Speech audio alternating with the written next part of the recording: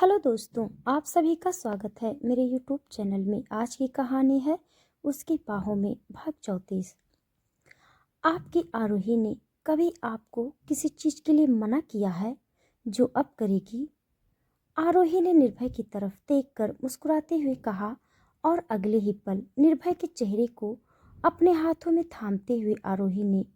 एड़ियों के बल उचकते हुए निर्भय के होठों पर अपने होठ रख दिए,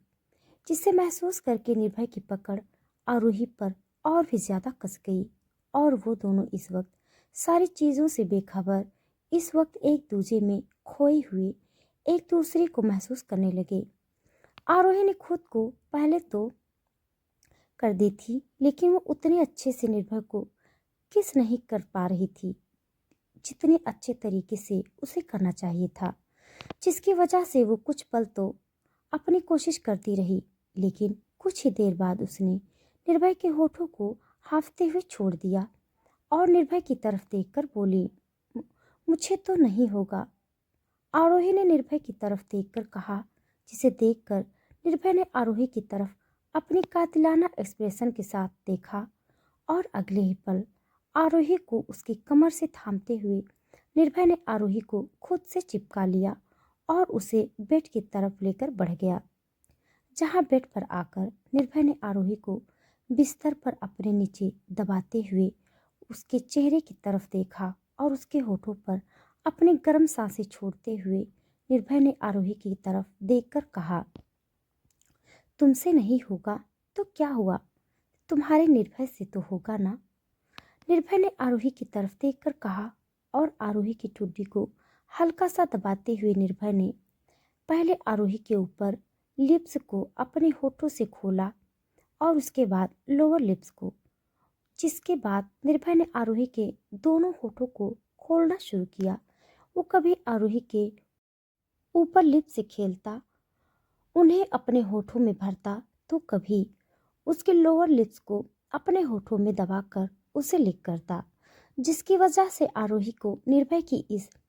इंसेंट किस को महसूस करके गुदगुदी सी होने लगी और वो मचलते हुए निर्भय की तरफ देखने लगी, जबकि निर्भय के होठों के साथ साथ उसके हाथ भी आरोही की कुर्ती को उसके बदन से दूर करने की कोशिश करने लगे,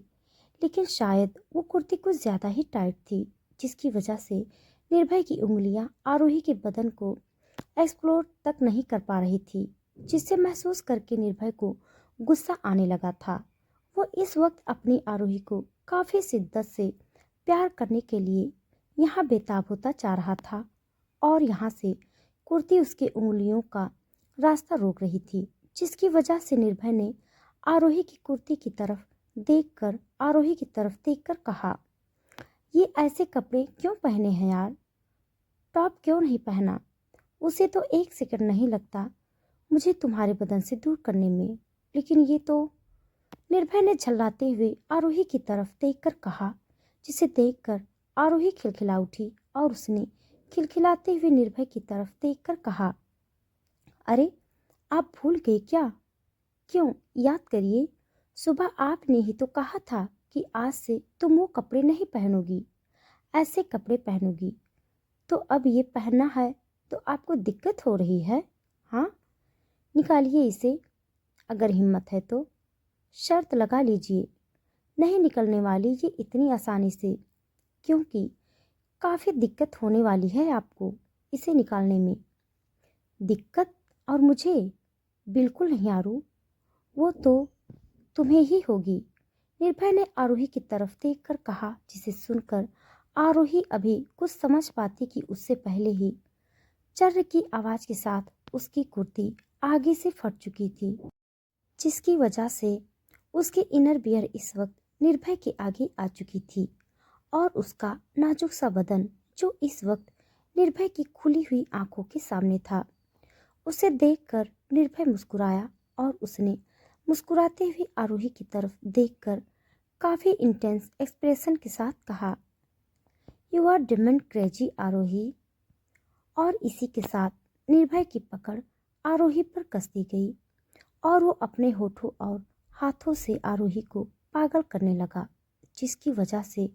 आरोही की सिसकियां निकलने लगी। लेकिन उसे इस वक्त निर्भय के हार्ड हाथों को अपने नाजुक से बदन पर महसूस करके दर्द भी महसूस हो रहा था। लेकिन वो निर्भय को बिल्कुल भी रोक नहीं रही थी, क्योंकि वो खुद चाहती थी अगर उसका निर्भय आज उसे प्यार करना ही चाहता है तो वो आज अपनी आरोही को टूटकर प्यार करे, क्योंकि होश में तो वो अपनी आरोही को हल्का सा भी दर्द नहीं देता था। उसे लगता था कि उसकी आरोही अभी छोटी है, जो उसकी वाइल्डनेस को सह नहीं पाएगी, जबकि आरोही तो हमेशा से ही निर्भय को उसकी मनमानी करने से कभी नहीं रोकती थी।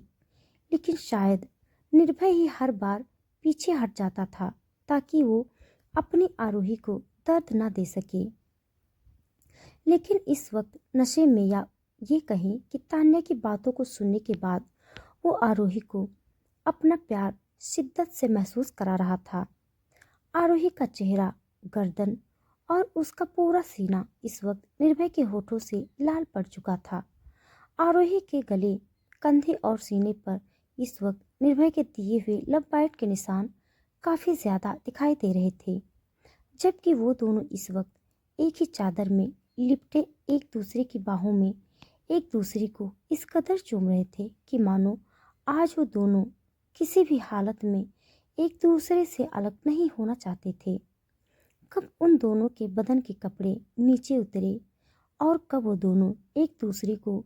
एक दूसरे के बदन पर ओढ़े हुए एक दूसरे में खो चुके थे, उन्हें इस बीच का कोई होश ही नहीं था।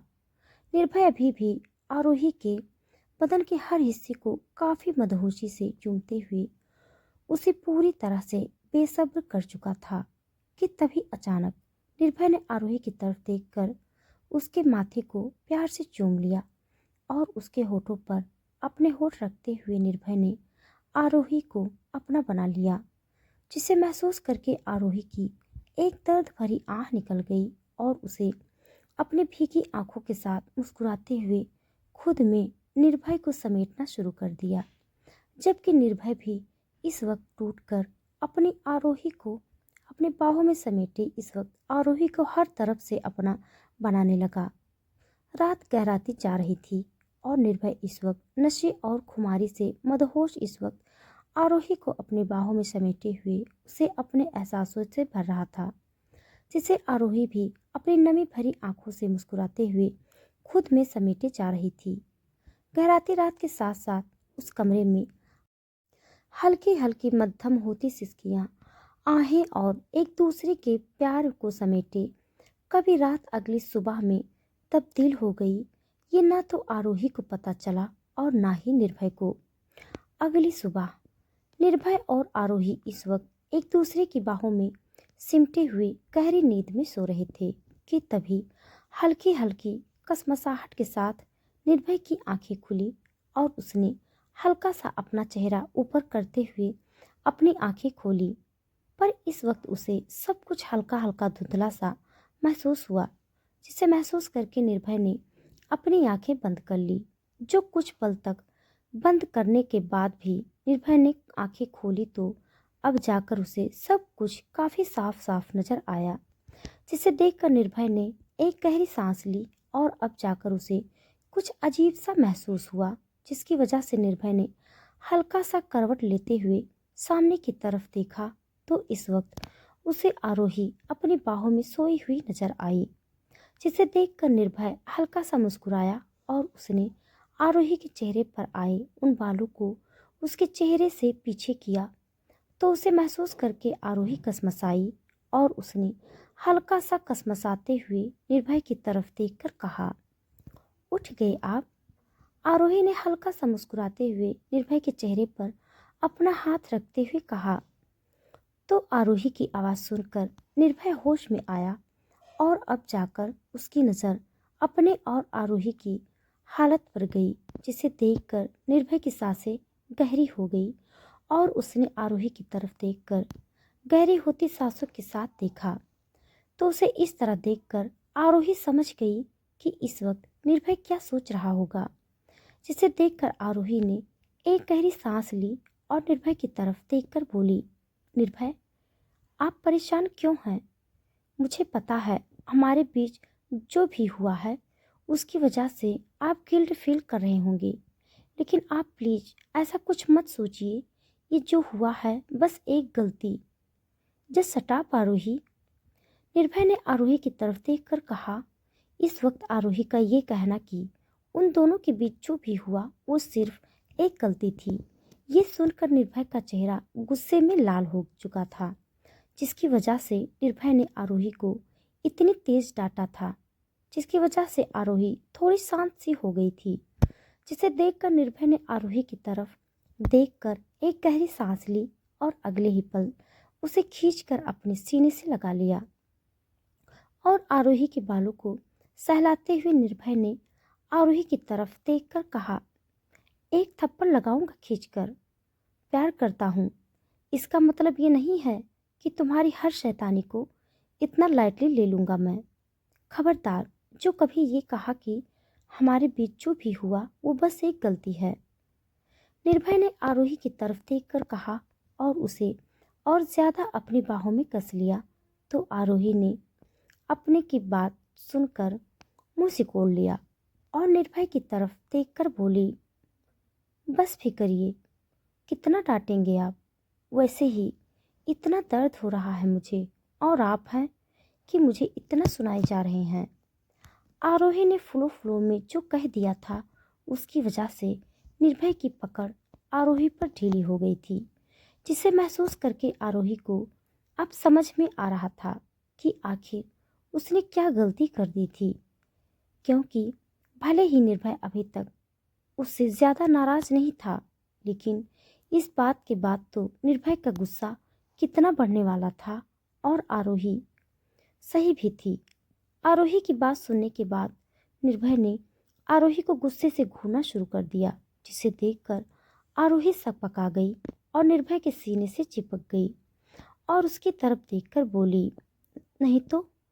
ज्यादा नहीं, बस हल्का सा ही दर्द हो रहा है। आरोही ने निर्भय की तरफ देखकर कहा, जिसे सुनकर निर्भय ने आरोही की तरफ देखकर एक गहरी सांस ली और आरोही के माथे को चूमते हुए निर्भय ने आरोही की तरफ देखकर कहा,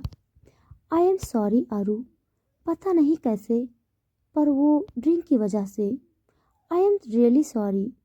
तुम्हें हर्ट किया ना मैंने। निर्भय ने आरोही की तरफ देखकर कहा, तो उसकी बात सुनकर आरोही ने अपना चेहरा ना में हिलाया और निर्भय की तरफ देखकर उसके होठों को हल्का सा चूमते हुए उसकी तरफ देखकर बोली, आपकी गलती नहीं है निर्भय, और ना ही हो हमारे बीच जो हुआ वो गलत है।